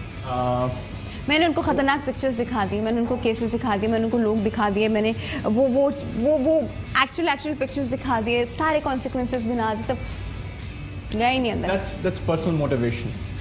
आप सिगरेट के डब्बे के ऊपर तस्वीर बना दें। आजकल जो और जगहों से जो पैकेज्ड टोबैको की फॉर्म में आती हैं, जो भी ये इनके ऊपर भी तस्वीर बन, लेकिन फ़र्क नहीं पड़ता। तो पर्सनल मोटिवेशन, हम और आप अगर हम बात करें कि रोगनी खाने मुरगन खाने उसकी भी अगर हम बात करें कि डाइन आउट, तो उसके ऊपर भी लोग, ओबेसिटी इज़ अ फैक्टर, तो उसमें भी लोग इसी तरीके से। तो counselling and awareness, it's an ongoing process. जितना हम ओरल हेल्थ प्रमोशन करते रहेंगे, हेल्थ प्रमोशन करते रहेंगे, और लोग अफेक्ट्स को अंडरस्टैंड करेंगे एट वन टाइम, फौरन नहीं, सबके लिए फौरन नहीं होता, पता है वो अंडरस्टैंड सब करते हैं। इसकी जो मैंने फील किया, आपने भी यही देखा होगा, जब इधर या वो खुद या उनके खानदान में कोई किसी एक को कुछ हो जाए, तब उनको लगता है कि ओह वो सही कह रहे थे डॉक्टर साहब, मुझे भी रोकना चाहिए। या उनका वो ये पट्टे जो है जिसे हम ये वाली टर्म बोलते हैं, मैं इसलिए नहीं बोल रही कि आप लोग समझ नहीं आएंगे, जिससे आपके पट्टे सख्त हो जाते हैं और आपका मुंह जो है वो कम खुलना शुरू, जब उनके साथ वो सिचुएशन आती है तो भी उनको लगता है कि ओहो अभी गड़बड़ हो गई, उस पॉइंट पे जाकर which is late. Even England जो है, जिसको हम कहते हैं कि बहुत ही तरक्की याफ्ता मुल्क है, वहाँ पर भी इन्होंने मिशन स्टार्ट किया था स्टॉप स्मोकिंग का, आज से 25 साल पहले आई थिंक। क्या हुआ?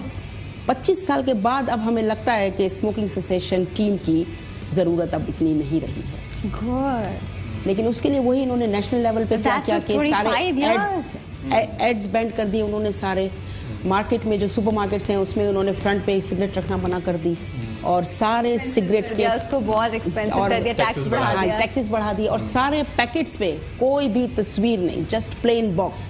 सो सारी जितनी चीजें थी जो अट्रैक्ट करती थी, हमारे यहाँ दिखाते हैं K2 की चोटी सर कर रहा है बंदा, वो K2 सिगरेट दिखाते थे। तो उससे जो होती है ना, वो बच्चे इंस्पिरेशन लेते हैं। हाँ, और फिर वो एक हमारे यहाँ एक माहौल ये भी है कि पेरेंट्स जो है ना वो इनको डील नहीं कर पाते, जब वो नए नए कॉलेजेस में जाते हैं, नए नए स्कूल में जाते हैं। वही बात जो कल भी किसी से मेरी हो रही थी, तो उन्होंने कहा कि आजकल हमें अपने बच्चों को फ्रेंड्स बना के चलना होगा, इनसे शेयरिंग रखनी होगी, एंड शेयरिंग इज केयरिंग। अच्छा, वैसे मैम आप इस बात से कितना एग्री करेंगे? मैं कहती हूँ फ्रेंड्स जरूर बनाए, लेकिन रखे वो शेर की निगाह वाला। या दैट्स द पॉइंट। उसमें ये होता है कि उनके दिल में आपका थोड़ा डर होना चाहिए। कंप्लीटली दोस्त बन जाएंगे ना तो वो आपको बता के सब गलत काम भी करेंगे। मैं आपकी अपनी पर्सनल एक्सपीरियंस अगर आप चाहें तो मैं शेयर कर सकती हूँ। मेरी माशाल्लाह 2 बच्चियां हैं और हम इनको यहाँ से वहाँ लेके गए थे। It was a very very scary time for us both, मेरे और मेरे हस्बैंड। बच्ची बिगड़ जाएगी, कैसा माहौल मिलेगा, और अंग्रेज बन जाएगी। यहाँ तक होता था कि लोग इस उम्र में वापस पाकिस्तान जाते हैं, हम इस उम्र में लोग बच्चियों की वजह से वापस पाकिस्तान आते हैं। लेकिन उसमें वही आपकी वाली बात कि मैंने इनके साथ हर चीज की शेयरिंग रखी। इनके वालिद साहब भी शाम को आके पूछना कि बच्चों आज क्या किया। और आज मेरी एक बच्ची माशाल्लाह 27 साल की है और दूसरी माशाल्लाह 22 साल की होने वाली है। ये दोनों बच्चियां आज भी हमसे डरती तो जरूर भी हैं, लेकिन कोई चीज़ ऐसी नहीं है। वो शादीशुदा है, उसका एक बच्चा भी है, but still she feels like anything, she is not scared of us. वो हमारी इज्जत करती है और वो जानते हैं बच्चे कि आज हमारे पेरेंट्स। और एक बात ये भी होती है ख़ास तौर से बच्चियों के हवाले से, जैसे कि मेरे वालिद साहब ने किया था कि आप उनको थोड़ा सा लीनियंसी देते हो और शऊर वाले बना देते हो, तो they feel the responsibility on their shoulder for their family Prestige. और कॉन्फिडेंट भी होती है, ओवर कॉन्फिडेंट हो जाती है। डांट के रखना, दबा के रखना, कुछ ना करना, बस हर चीज़ से मना करते रहना, इसमें आप बच्चे की पर्सनैलिटी बिल्कुल क्रश कर देते हैं और वो ऑटोमेटिकली थोड़ी सी रिबेलियस हो जाती है अंदर से। फिर वो कहती है मैं वो सब कुछ करूंगी, क्यों मना कर रहे हैं मुझे, फिर उसका जहाँ बस चलता है वो सब। और कॉलेजेस में हम देखते थे, हमारे पेरेंट्स ने हमें कभी नहीं मना किया था कि इधर नहीं जाना उधर नहीं जाना। कुछ लड़कियां होती थी, बच्चियां आती थी उन इलाकों से। हमारा अल्हम्दुलिल्लाह पढ़ाई के करियर में मेरी शादी 25 साल में हुई, जो कि बड़ी अनयूजुअल चीज़ थी हमारे कल्चर में। लेकिन मेरा एक बॉयफ्रेंड नहीं था। लेकिन वो लड़कियां जो उन घरानों से आती थी, बिकॉज दे आर सप्रेस्ड, कि पता नहीं ये क्या होगा, कैसे होगा, क्यों होगा, इसलिए वो इसमें निकल जाती थी। बहरहाल आज हम यहाँ कैंसर के लिए बैठे हैं, तो हम औरतें जब बात करती हैं तो थोड़ी सी आगे पीछे हो ही जाया करती है। सही बात है, हम कैंसर के लिए बैठे हैं भाई। ये भी एक नासूर है हमारे माशरे का, ये सबसे बड़ा नासूर है। लेकिन आपने जैसे कि कहा कि कैसे बचा जा सकता है या क्या रीजंस हैं, तो स्ट्रेस के लिए एक छोटी सी एक टेक्निक मैं यहाँ बताऊंगी। अगर आप लोग भी कभी हों, जैसे हम वहाँ पे बताते हैं कि अगर आप डॉक्टर का वेटिंग एरिया में बैठे हुए और आपका कैंसर की बायोप्सी का रिजल्ट आ रहा है, you are stress, just take 2 long breaths. 2 लंबी सांसें नाक के ज़रिए आपने लेनी है और मुंह के ज़रिए इसको साया आउट कर देना है। उसमें आपने इमेजिन ये करना है कि आप सारी दुनिया की पॉजिटिविटी अपने अंदर ले लें और सारी अंदर के इनसिक्योरिटी, स्ट्रेस सारा बाहर निकाल दें। और मैं आपको बताऊं कि हमारे पेनी ब्रून के कोर्सेज में ये हम लोग करते रहते हैं थ्रू आउट 2 डेज। और जब deep breathing and 2 relaxation technique, imagery, relaxation, mindfulness, आप यहाँ बैठे बैठे किसी ऐसी जगह पहुँच जाते हैं। टेलिंग योरसेल्फ, अपने आप को बताते रहे कि आई कैन फाइट बैक। कोई बड़ी चीज़ नहीं, आई कैन फाइट बैक। मैं अरे कोई कुछ आज आप मुझे देखें, हाँ। मेरा एक बैनर है, मैं दिखाती रहती हूँ लोगों को। एक मैंने बना लिया है, जिसको भी कैंसर होता है उधर हमारे उधर, तो वो कहते हैं यार वो तेरी फाइल तो भेज ज़रा। उसमें ये मैंने किया है कि एक मेरी भरपूर बीमारी की तस्वीर है जो यूं है, फिर ज़रा सा आगे बढ़े, विग लगा ली, तो वो एक तस्वीर लगाई उसमें। और इसके बाद जब सब रिकवरी होगी तो एक मेरी फैमिली फ़ोटो मैंने लगाई। तो बात उसमें यही है कि आपने बस सिर्फ ये सोचना है कि जब खदीजा बकाली कर सकती है तो हम क्यों नहीं कर सकते। कि खदीजा बकाली 2 दफ़ा कैंसर को, सेकंड टाइम तो it comes to my bottoms as well. और वहाँ भी बहुत मुझे तकलीफ ही, ना बैठ सक रहे हैं ना उठ सक रहे हैं। इधर पूरी जगहों पे वो लगी हुई हैं, आप देखते हैं ना, ट्यूब्स वगैरह। तो जब एक औरत कर सकती है तो दूसरी क्यों नहीं कर सकती। सही बात है, एक इंसान कोई काम कर सकता है तो दूसरा क्यों नहीं कर सकता। जब भी आप कोई नया काम करने जा रहे हैं, आपके अंदर से डर आए, तो आप जिसको देख रहे होते हैं आप उसको कहते हैं यार उसने कर लिया तो मैं क्यों नहीं कर सकता, मैं भी कर सकता हूँ। ये बड़ी अच्छी एक मोटिवेशन लाइन होती है जो आप अपने ही लिए इस्तेमाल करते हैं। डॉक्टर साहब, अक्सर देखा गया है कि लोग इधर उधर से ना, पता नहीं कंपाउंडर से या फिर टेक्नीशियन से या किसी से स्केलिंग करा कर आ जाते हैं, भाई दांत साफ करा के। अब क्या हुआ, जैसे ही दांत साफ करवाए, दूसरे दिन तीसरे दिन वो फर्दर उनके अंदर एक येलोइश टिंज आने लगा, लाइंस पड़ने लगी, and then you can see कि वो ख़राब हो गए, वो अजीब हो रहे हैं, वो इतनी जल्दी वापस से गंदे कैसे हो गए। अब ये क्यों होता है और इसमें प्रॉपर स्केलिंग टेक्निक क्या है? इसमें 3-4 चीजें बहुत वाइवा तो नहीं लग रहा तुमको? नहीं। अच्छा तीन चार चीजें हैं। एक तो ये इम्पोर्टेंट फैक्ट जरूर है कि जो ट्रेन्ड हाइजीनिस्ट है या ट्रेन्ड डेंटिस्ट है उसी को ये करना चाहिए, क्योंकि उसको डेंटल प्रॉब्लम्स का पता होगा जहाँ पे करना है कहाँ नहीं करना है, जहाँ कैविटेशंस हैं वहाँ छोड़ना है, जहाँ पॉसिबिलिटी है दांत को डैमेज करने की या डिस्टर्ब करने की वहाँ पे उसको रुकना है। फिर उसका एंगल क्या रखना है स्केलर की टिप का, ये कितना इम्पोर्टेंट है। हाँ, ये ट्रेन क्वालिफाइड लोग ही जानते हैं। फिर polishing is a very small thing, लेकिन वो आखिर में जो रफनेस आपने क्रिएट की है उसको बफ ऑफ करने के लिए, ताकि जो स्केलिंग का ड्यूरेशन है वो आपका इनहैंस हो जाए। आपने कभी कारपेंटर को देखा है जब वो लकड़ी काटता है ना, तो जब वो सब कुछ बना लेता है ना, तो वो आखिर में इसके कोने जो है वो स्मूथ करता है। क्यों करता है? जरूरत क्या है? यही काम जो है स्केलिंग के बाद किया जाता है, जो कि बहुत जगहों पे मिस कर दिया जाता है। स्केलिंग इज इम्पोर्टेंट, उसकी भी इम्पोर्टेंस क्या है बहुत से लोग नहीं रियलाइज करते। आप चेकअप्स नॉर्मल रखें या स्केलिंग को आप प्रमोट करें।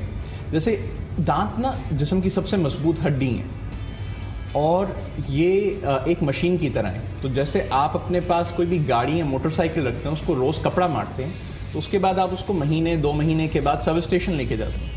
तो आपको दांतों की सर्विस के लिए 6 महीने के बाद जरूर जाना चाहिए किसी डेंटिस्ट के पास। 6 नहीं, हमारी सर्कमस्टेंसेस में, हाँ हमारे सर्कमस्टेंसेस में जिन लोगों की हाइजीन अच्छी है, अच्छे से मेंटेन कर सकते हैं, वो साल बाद चले जाएं, 2 साल बाद चले जाएं, लेकिन stay in touch with your doctor one way और दी अदर। आप चले जाएं 6 महीने बाद, पूछें doctor do I need it और not, can it be delayed, if not get it done. अच्छा डॉक्टर साहब, इसमें मैं बहुत इस बात पे मैं क्योंकि मैं खुद बहुत प्रैक्टिसेस में और बहुत सारे लोगों के साथ काम कर चुकी हूँ, और एक काम जो है वो मैंने बाकायदा लड़के इसी वजह से छोड़ा था क्योंकि मुझे बिल्कुल पसंद नहीं था। उनके पास पेशेंट आएगा तो वो उसको जाने नहीं देंगे, सफाई की जरूरत नहीं, लेकिन फिर भी लेके बैठे हैं, ये भी फिल कर दो, वो भी फिल कर दो, हाँ ये बना दो, अरे आपका थोड़ा सा टेढ़ा इसको। अब अफोर्डिंग पेशेंट आते थे तो जी उनका हजारों का बिल बना के जी वो, अब अंदर से आपको एक फीलिंग आती है कि यार ये तो गलत है, मतलब इसकी जरूरत नहीं थी, ये क्या है, दिस इज नॉट। तो खैर जो हुआ सो हुआ, वो मैं आपको बता नहीं सकती, बट हुआ ये कि बस अब मैं वहाँ नहीं हूँ। लेकिन ऐसा एक क्लिनिक में नहीं, बहुत सारी जगहों पे हो रहा है, और मजे की बात यह है कि पेशेंट्स को भी पता चल जाता है बाद में, क्योंकि अब तो हर एक के खानदान में कोई एक डेंटिस्ट तो आ ही गया है ना। इसी तरह एक ब्रेक भी आ गई है, एक छोटी सी ब्रेक है, we will be right back. Welcome back to morning Delight. अच्छा जी, हम जहाँ पे अच्छी प्रैक्टिसेस की बात करें हैं, वहाँ गलत प्रैक्टिसेस की भी बात करें, because this is a part of our society और हर जगह ही हो रहा होता है, सिर्फ हमारे मुल्क में नहीं, हमारे मुल्क से बाहर भी हो रहा है। चलो उनके तो इंश्योरेंसेज हैं, उनकी तो कंपनियां पे कर देती हैं, हमारे यहाँ तो पेशेंट्स बेचारों को अपनी जेबों से देना होता है, उनके उसमें फिर ऐसे ऐसे बढ़ा चढ़ा के काम निकालना जो है नॉट फेयर, बिल्कुल not fair at all. Ethical होनी चाहिए, एथिकल प्रैक्टिस होनी चाहिए। डेंटिस्ट को या किसी भी डॉक्टर को किसी भी प्रोफेशन में पेशेंट को जो भी अवेलेबल ऑप्शंस है ना वो बता देने चाहिए। जैसे कोई भी पेशेंट अमूमन आपके पास दांत बनवाने ही आ रहा होता है, तो सस्ते ऑप्शंस भी और महंगे ऑप्शन भी हैं, बेस्ट भी हैं and those that can make them life better. तो आप उनको ऑप्शंस दें, it's give them time to come back and decide. If you take it as a business ना, तो फिर आप बिजनेसमैन बन जाते हो। हाँ, आपकी प्राइवेट प्रैक्टिस है ना, आप बिजनेसमैन बन गए हो। अब आप वो 12,000 का ही लगाओगे, चाहे आपके पास 2,000 का ऑप्शन था, क्योंकि फिर आप बताओगे जरूर 2,000 का, फिर बताओगे कि ये हो जाएगा तो वो हो जाएगा। 12,000 वाला ना हमेशा चलेगा। आप you make it that way, वो अपनी चीज सेल करके जिसमें ज्यादा फायदा हो, वो हमें करना। स्किल्स होना किसी के पास सेल्स की, मार्केटिंग की बुरा नहीं है, लेकिन उनको उन स्किल्स को यूटिलाइज करना एथिकली इज इम्पोर्टेंट। डॉक्टर्स भी अगर प्रैक्टिस करते हैं ना, डॉक्टर्स के पास सेल्स और मार्केटिंग के स्किल्स नहीं होने चाहिए, नहीं होने चाहिए। तो स्किल्स हों लेकिन एथिकल प्रैक्टिस होनी चाहिए। Sales and marketing is not for doctors. Diplomatic. Sales and marketing is not for doctors. Seriously, their thing is only to help human. हाँ, उसको करते करते आपके बीच में जो आपका, ऑफ कोर्स हम सब अपना प्रॉफिट मार्जिन रखते हैं, जो आपका बन रहा है ठीक है, और वो हलाल कमाई है, दैट इज हलाल कमाई। लेकिन डेंटिस्ट्री में या मेडिकल प्रोफेशन में ये आम चीज़ों के मुकाबले में, अगर आप कोई फ्रिज लेने जाते हैं या पेंसिल भी लेने जाते हैं ना, तो आप अगले बंदे को ये कहते हैं कि I can't afford, they won't give it to you. लेकिन डेंटिस्ट जो है आपको ये कहेगा हाँ ठीक है, यू कांट अफोर्ड, आपको पेन है, मैं आपको दवाई दे देता हूँ, अगर मेरे पास पड़ी है दवाई लिख देता हूँ, या मैं आपका जो दांत में तकलीफ है उसको खत्म कर देता हूँ, कम से कम दांत निकाल देता हूँ या चैम्बर ओपन कर देता हूँ। Right now you can't afford, तो आप बाद में आ सकें। तो दीज आर द थिंग्स, ये बहुत डिफरेंट है। तो वो जो प्रोपोर्शन है वो भी एक सही बात है। अच्छा खैर, जैसे बड़े बड़े एक्सपीरियंसेस हैं, चलो छोड़ो चलो छोड़ो, वहीं आके मामला यही हो जाता है। चलो मट्टी पाओ जी, इतनी मट्टी पाती, इतनी मट्टी पर मट्टी खत्म हो गई दुनिया में। मट्टी खत्म हो गया, मजदूर खत्म हो गया, उस मट्टी को हटाए। अब हमें कुछ और ही पाना पड़ेगा लगता है इसके ऊपर, इतनी मट्टी लग गई है। कोई मजदूर भी नहीं रहा जो इतनी ढेर मट्टी को हटा सके। ये बात भी है। अच्छा मैम, कैंसर और ये एसिडिक और basic medium, what is that? और ये हम अपनी बॉडी के अंदर एक एसिडिक और बेसिक मीडियम का बैलेंस कैसे मेंटेन करते हैं? एसिडिक मीडियम में कैंसर फ्लरिश करता है, बेसिक मीडियम में कैंसर सेल्स मर जाते हैं, तो कैसे है? उसके लिए यही बात जैसे कि मैंने आपको कही कि मोस्ट इम्पॉर्टेंट थिंग इज के एंटी इन्फ्लेमेटरी जो डाइट्स होती हैं वो आपने ज़्यादा से ज़्यादा यूज़ करनी है, जिसमें आपके सब्जियां और फल आ गए। पहले इंग्लैंड में इन्फ्लेमेटरी तो गोलियां भी होती हैं, वो खा लें ना चीना ऐसे पूछ रही थी। एंटी इन्फ्लेमेटरी गोलियां खानी पड़ती हैं कभी कभी, जब इन्फ्लेमेशन बहुत ज़्यादा आपकी बॉडी में बढ़ जाती है, देन यू हैव टू। हम कहीं भी किसी भी पेनी ब्राउन में भी अपने किसी मरीज को ये नहीं कहते कि डॉक्टर ने टाटा बाय बाय करके तहसील आके बैठ जाओ, ऐसा नहीं है। लेकिन मैं आपको इसकी एक एग्जांपल ये भी दूं कि अमेरिका में हार्वर्ड में इन्होंने एक रिसर्च की थी प्रोस्टेट कैंसर के ऊपर। तो 100 मर्दों को प्रोस्टेट कैंसर का ट्यूमर डायग्नोस हुआ, लेकिन उसकी इंटेंसिटी इतनी नहीं थी और चांस लिया जा सकता था कि 6 महीने के बाद भी अगर सर्जरी की गई तो मसला नहीं होगा। अब उन्होंने उस ग्रुप को 2 में स्प्लिट कर दिया। एक ग्रुप की इन्होंने बोला कि तुम जिस तरह से खाते पीते हो उसी तरह से खाओ पियो, जिस तरह से तुम्हारा नॉर्मल लाइफस्टाइल अब तक तुम जी रहे हो वही जियो और ऑर्थोडॉक्स ट्रीटमेंट करवा लो। दूसरे ग्रुप को, चूंकि इनको ये चांस था कि वी हैव 6 मंथ्स, अगर कोई एक मेडिसिन भी नहीं लेता तो ये मर नहीं जाएगा, उसको उन्होंने anti inflammatory diet, physical activity, meditation, relaxation, जो होलिस्टिक अप्रोच है पेनी ब्राउन की, वो अप्लाई की। 6 महीने के बाद जब उन्होंने वो वापस इनका टेस्ट किया तो जिन्होंने जो नॉर्मल जिंदगी गुजारी थी उनका जो प्रोस्टेट कैंसर ट्यूमर था वो इतना ही था, और जो दूसरी ग्रुप थी जो होलिस्टिक अप्रोच अप्लाई कर रही थी अपनी लाइफ में, उनका इतने बड़े से रिड्यूस हो गया। लेकिन इसका मतलब ये नहीं है कि उनको ऑर्थोडॉक्स ट्रीटमेंट नहीं लेनी पड़ी, दे शुड हैव टू। लेकिन जब कैंसर अवेयरनेस की हम बात करते हैं, लेकिन देखिए ना, इतने मास्क को जब आप निकालेंगे तो उतना आसपास का इतना मास और जाएगा, इतने मास को आप निकालेंगे तो फिर आप उसका डैमेज देख सकते हैं ना। और उसका जो है ना वो मुझसे ज़्यादा बहुत सी औरतों को होता है, मैं सिर्फ अपने आप को इसका सहरा नहीं देती।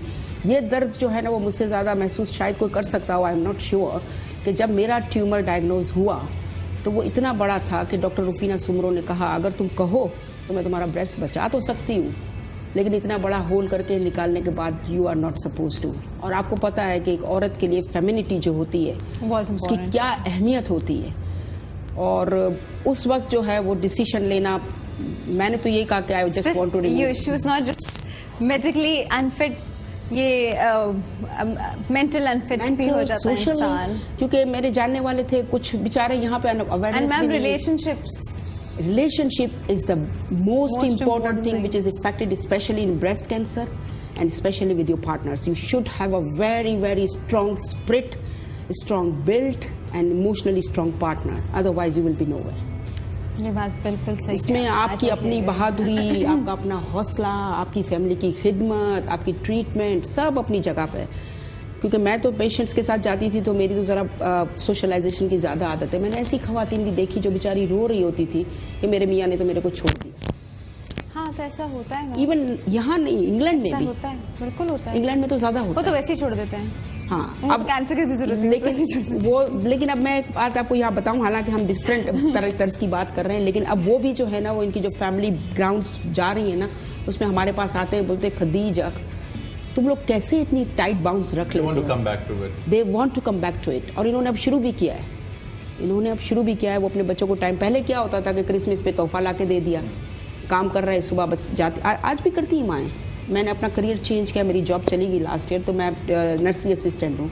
सुबह 2 साल का बच्चा 7 बजे आपकी नर्सरी में आ रहा है, शाम को 7 बजे जा रहा है। नो डाउट कि हम लोग बहुत डेडिकेटेडली ख्याल रखते हैं, लेकिन माँ जो कौन रख सकता है, वो माँ ही है। और यही वजह है, हाँ, यही वजह है कि फिर जब वो बच्चे बड़े होते हैं तो जाहिर है उनके अटैचमेंट हेल्थ, इमोशनल, उनके सब चीज़ बिखरी पड़ी होती है। कि मैं एक बड़ी छोटी सी चीज़ है, बच्चे को एक इतनी सी चोट भी लगती है ना, सबसे पहले वो अपनी माँ की तरफ देखता है, चाहे अटेंशन देने के लिए 10,000 लोग पास खड़े हो ना, वो सिर्फ अपनी माँ ढूंढेगा उस वक्त वहाँ पे, और अगर उसको उसकी माँ उस वक्त नहीं मिलेगी ना, तो उसके जहन में ये क्रिएट होता जाएगा, एक डिस्टेंस क्रिएट होता जाएगा। 2 साल के बच्चे को सोचें, अब उसको माँ नहीं मिली। और मैं आपको एक एक्सपीरियंस बताऊं, कभी कभी तो मैं खुद बड़ा दिल मेरा कटता है कि जब वो शाम का 4 बज रहा होता है और सारे दिन बच्चे बैठे हुए हैं और एक बच्चे को उसकी माँ लेने आती है, दूसरा भाग के आपके सीने से लग जाता है, teacher can I have a hug, और वो हग आप दे रहे होते हो लेकिन यू आर थिंकिंग कि ये लोग कहाँ जा रहे हैं। अब मेरा ही 4 साल का नवासा है माशाल्लाह, अल्लाह उसको तंदुरुस्ती दी, जरा सा भी इसको लगेगा उसकी माँ इसको खाली वो ऐसा भागेगा कि इसको कुछ हुआ ही नहीं। और अगर माँ सामने नहीं है, नानी बहुत दर्द हो रहा है, नानू पट्टी लगा दो, नानू ये हो रहा है, माँ की बस एक भूख भी है ना। वो कहते थे ना, हमारी नानी बोलती थी कि माँ का हाथ, मतलब मैं बीमार हुई ना तो कहती थी अल्लाह तेरे को तंदुरुस्ती दे, तू बिस्तर में भी पड़ी है ना तो तू माँ है। ये बात है, तू बिस्तर में भी है, तू कुछ भी है, लेकिन अगर तू जिंदा है ना तो तू माँ। और यही मोटिवेशन जो होती है ना इंसान को हर डिजीज से फाइट बैक करने के लिए चाहिए होती है। आप कैंसर की बात कर रही हैं, कैंसर में भी जब इंसान चाहता है ना कि नहीं, I want to live more, मुझे अपने बच्चों के लिए रहना है, मुझे इसके लिए करना है, तो ये उसकी मोटिवेशन होती है। और ये मोटिवेशन जो होती है यही उसको जिंदा रखती है। अगर वो एकदम से छोड़ देगा अपना को, अब तो मैं बस मर ही जाऊंगा, अब तो कुछ नहीं बचा। लोग, आप कैंसर की बात करें, लोग खाली शुगर होने पे रोना डाल देते हैं। अब मैं इसमें एक बात आपको ये भी बताऊंगी, जैसे कि आपने कहा कि बच्चों के लिए जीना होता है, यहाँ मैं ख़ास तौर से ख़वातीन के लिए मेरा एक पैगाम है, क्योंकि हमारे माशरे में, हमारे मुल्क में औरतों की ज़िंदगी most of the families, not always, यही होती है कि मुझे बच्चों की देखभाल करनी है, शौहर की खिदमत करनी है, अपने लिए। मैंने उधर भी आज़म बस्ती में अपने लिए दिन में सिर्फ 10 से 20 मिनट निकाले हैं और अपने बारे में सोचे कि किस में आपको अच्छा लगता है। तो वो जो प्रमोशन है, वो अवेयरनेस है ना, हमारी ख़वातीन के लिए बहुत ज़रूरी है कि अपनी बॉडी की जांच करती रहे, अपने लिए वक्त निकालें, खाना खाने बैठे तो सुकून से खाएं, क्योंकि जल्दी खाली हेल्दी डाइट ये नहीं है कि आपने बहुत अच्छे फल सब्जियां मंगा के खा ली, आप किस तरह खा रहे हैं ये ज़्यादा इंपॉर्टेंट। मैम, ये बात तो बहुत दूर की बात है। साकिब, आपके पास फैमिलीज आती होंगी जिसमें हस्बैंड साहब होते होंगे, उनके बच्चे होते होंगे, हस्बैंड साहब अपने दांत दिखाएंगे, बच्चों के दांत दिखाएंगे, इसका सब कुछ सही हो जाना चाहिए, उनके बीवी की वो अरे इसका करा लूंगा बाद में करा लूंगा। मैंने जब अपनी आंखों से केसेस देखती हूँ, मुझे लगता है वो इंसान नहीं है, वो उन बच्चों की माँ है, वो तकलीफ में होगी तो वो बच्चों तक का ख्याल नहीं रख सकती। व्हाट आर यू सेइंग कि उसका बाद में करा लेंगे, she is in acute pain, और वो पेन में है तो पूरी फैमिली पेन में। अरे एक माँ है पेन में हो तो पूरी फैमिली हिल जाती है भाई। और स्टिल आपको यकीन नहीं आएगा, इवन इंग्लैंड में मैंने ऐसी फैमिलीज अपने वालों की देखी हैं, जो पहले होता था कि पहले मर्द हजरात खाना खाएंगे, फिर खवातीन खाएंगी, बचा खुचा मिलेगा। वहाँ पर इंग्लैंड में भी आज ये चीज़ हो रही है। यहाँ तो कई घरों में हमने देखा है कि बहुओं के साथ बड़ा औखा सलूक होता है, लेकिन काफ़ी जो पढ़े लिखे बच्चे जहाँ पर है ना, वहाँ ऐसा नहीं है। लेकिन एक छोटा सा ब्रेक है, we'll be right back.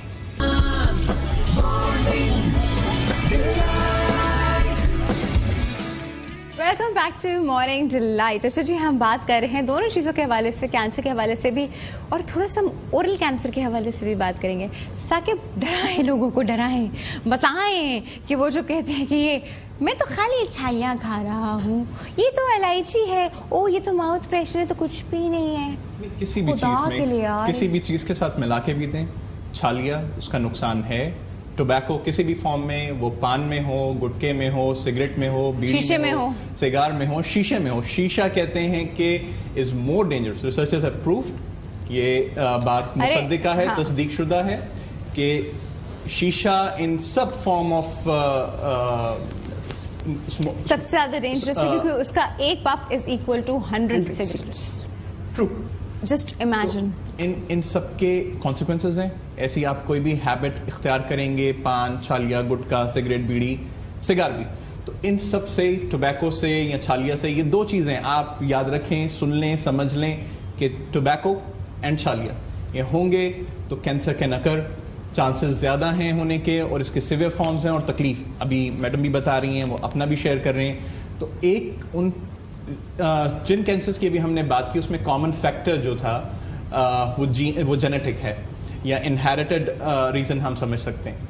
लेकिन इनके अंदर आप खुद बर्बाद कर रहे हैं, आप खुद तारी कर रहे हैं कैंसर को अपने ऊपर, आप खुद you are asking for it to come to you. और अब ज़माने में हम इतनी प्रिजर्वेटिव्स डली हुई चीजें खाते हैं, हर डब्बे की चीज, डब्बे का बिस्किट, डब्बे के चिप्स, डब्बे का ये, डब्बे का वो, और डब्बे के मसाले, एवरीथिंग इज डब्बा ना।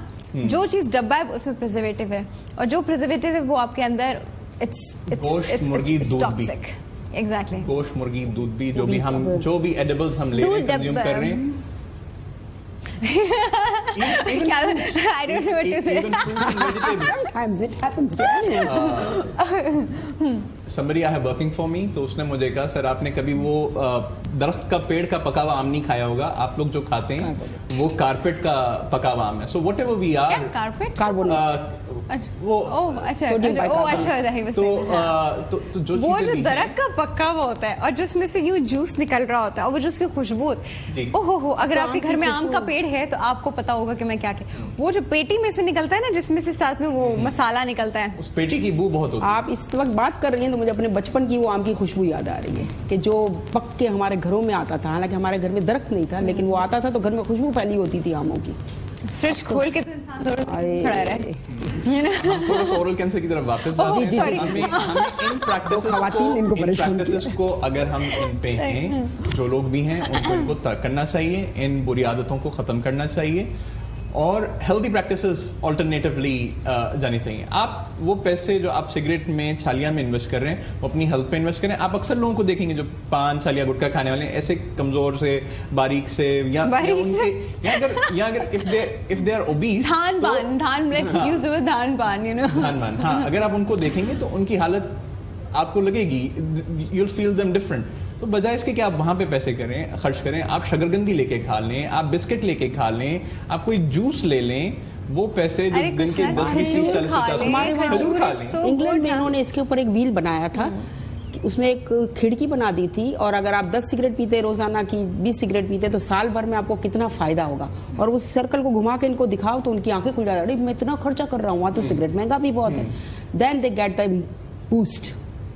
जिसकी बेचारे की तनख्वाह 7,000 है, 8,000 है, 12,000 है, 15,000 है, वही इनहैबिट्स में ज्यादा है और उसका रोना पिटना हर वक्त का ये है कि मैं अपने बच्चे को स्कूल नहीं भेज सकता और वो 500, 1000, 1500, 2000 रुपए की। अच्छा, क्योंकि वो इतना करके जाता है ना, 5-5 रुपए की सिगरेट करके आता है तो उसको फील नहीं होता, कलेक्ट तो करे उसको इतने पैसों की। इसमें वो किसी सरकारी स्कूल में अपने बच्चे को 2 को 3 को पढ़ा सकता है। और इसकी वजह ये हैव टू अंडरस्टैंड दिस, इसकी वजह ये कि वो समझता है कि मैं सिगरेट पीता हूँ तो मेरा स्ट्रेस रिलीफ हो रहा है, वो नहीं समझता। That's the basic thing. के साथ स्ट्रेस उड़ रही है, ये आज तक मुझे नहीं समझ में आया। धुएं के साथ आपकी हेल्थ जरूर उड़ रही है, स्ट्रेस और अंदर जा रहा है। ये उल्टा पुल्टा चीज आपको कुछ और नजर आता है, एक्चुअली मैकेनिज्म कुछ और होता है। ये गैब की बातें नहीं है, ये दुनियावी बातें हैं, पर आपको ऐसे लग रहा होगा। अच्छा, अब हम थोड़ी सी बेसिक डेंटिस्ट्री की तरफ आते हैं। धागे का इस्तेमाल, फ्लॉसिंग जिसको हम कहते हैं, नॉर्मल जुबान में लोग उसको धागे का इस्तेमाल कहते हैं, उसका तो कोई कॉन्सेप्ट ही नहीं है। मैं पढ़ी लिखी फैमिली की भी कोई पेशेंट आएंगे, मैं इनको कहूँगी डू यू फ्लॉस, क्या होता है? अच्छा, वो धागा नहीं, मैंने कभी किया नहीं, आई डोंट नो, कोई कॉन्सेप्ट ही नहीं है दूर दूर तक फ्लॉस का। ये बताएं कि क्यों इतना इम्पोर्टेंट है? हलाल दांतों की सफाई करने के 2 कॉमन प्रैक्टिसेस हैं, एक टूथपिक से या इंटरडेंटल ब्रशेस जो बॉटल क्लीनर की तरह के माइक्रो ब्रशेस होते हैं टूथपिक के साइज के, और तीसरे हैं फ्लॉसेस। ये सब एक तो पहली इंपॉर्टेंट चीज़ ये कि आप इनमें से कोई सी भी चीज़ इस्तेमाल कर रहे हैं, they should be new, unused, sterilised. जो फ्लॉस मार्केट में अवेलेबल है वो वैक्स्ड होती है, स्टेरलाइज्ड होती है, और अब फ्लॉस की जगह, धागे की जगह टेप्स पे जा रहे हैं। ऑल्दो लिटरेचर, बुक्स, ये सब यही कोट करती हैं कि ब्रशेस हैं वो कितने क्यूट होते हैं, हाँ, वो इस्तेमाल कर लें। इंटरडेंटल ब्रशेस आर क्यूट, उसमें ये भी नहीं होता कि आपको 2 दांतों के बीच में कोई गैप क्रिएट करके कोई artificial teeth, prosthesis, fix bridges, implants भी हैं, उनके बीच में भी उनको इस्तेमाल करने में खाना पड़ता है, तो they are the best thing to do.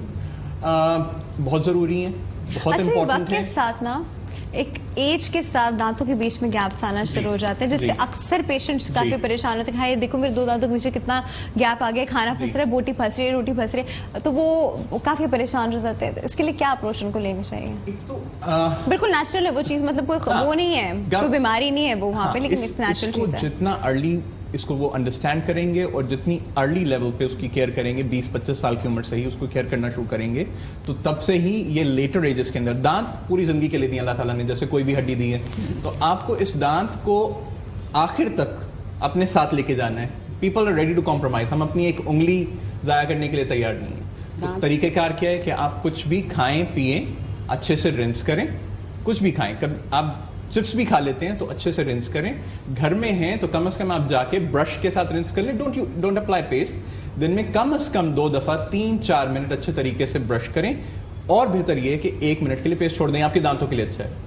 इसी ब्रशिंग के साथ अगर वो 1 मिनट के लिए आप पेस्ट छोड़ देते हैं, यू मसाज योर गम्स, आप अपनी फिंगर्स के साथ अपने गम्स को मसाज करें।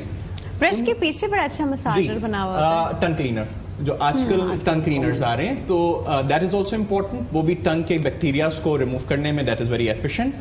और लोगों के लिए ये भी जानना जरूरी है कि हमको अगर टेक्निक्स बताएं कि बास मेथड, मॉडिफाइड बास मेथड, ये टेक्निक्स क्या हैं, लेकिन अहम ये है कि आपने 45 डिग्री का एंगल रखना है अपने दांत के साथ, और अपने सामने के दांत ऊपर से और नीचे से साफ करने, उसी तरीके से अंदर से करने और ऊपर से करने। तो आप ये तीनों सर्फेसेस ऊपर और नीचे के दांतों को 45 डिग्री के एंगल पे रख के अगर साफ करें, दैट विल बी गुड। और मसाज करना, गम्स वुड रिसीड, एजिंग का हिस्सा है, जिस तरह आप एज करेंगे, लेकिन अगर आप उसको थोड़ा सा मसाज कर देंगे तो क्या होगा कि उसकी सर्कुलेशन बढ़ेगी गम्स की, और जब सर्कुलेशन इंप्रूव होगी तो उसकी हीलिंग कैपेसिटी भी इंप्रूव होगी, तो they'll stay in better shape। और बच्चों के लिए खास तौर पे ये उनको टॉफियाँ, चॉकलेट्स, कोल्ड ड्रिंक्स, जूसेस, ये सब चीजें इतनी फरावानी में देना, जान छुड़ाने के लिए भी एट टाइम्स, ये सब बहुत खतरनाक साबित होता है आपके बच्चों के दांतों के लिए। बिल्कुल बचपन में इनके जब वो दूध के दांत निकाल दिए जाते हैं, तो जब अच्छे वाले सही वाले दांत आते हैं तो एक यूं आता है, एक यूं जा रहा होता है, एक ऊपर जा रहा होता है, एक नीचे जा रहा होता है, तो अजीब हालात हो जाते हैं। लगवाओ, पेशेंट्स आते हैं, फिर टाइम खत्म हो जाता है। हाँ, तो फिर टाइम खत्म हो गया। Thank you ma'am, thank you so much for lovely talking to you. आप अपना ये मिशन जो है जारी रखिएगा, इंशाल्लाह से बहुत ज्यादा आप खुद देखेंगी जितना आप कर, और अपने साथ और लोगों को भी बढ़ाइए, टीम बढ़ाइए, जितनी टीम बढ़ेगी उतना अच्छा रहेगा। ताकि इस टाइम में बस एक चीज कह दूंगा कि जो छोटे बच्चे हैं उनके पेरेंट्स आते हैं खासतौर पे हमारे पास, कहते हैं ये कुछ भी ऐसा नहीं करते, लेकिन इनके दांत क्यों खराब होते हैं, तो उनको जो फ्रीक्वेंट स्नैकिंग है उसको रोकना चाहिए। फ्रीक्वेंट स्नैकिंग करो, ठीक है, थैंक यू सो मच। अच्छा जी व्यूअर्स, हम लोग इस वक्त चलेंगे, इंशाल्लाह कल फिर हाजिर होंगे, अपना ख्याल रखिएगा, अल्लाह हाफिज़।